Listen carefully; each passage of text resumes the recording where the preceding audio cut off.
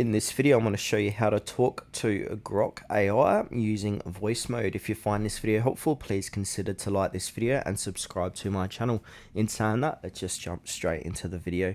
Okay, so the best way to do this is to head on over to grok.com. I'm in a Google Chrome browser and I'm in the chat mode here. Make sure to sign in or sign up to your account as well.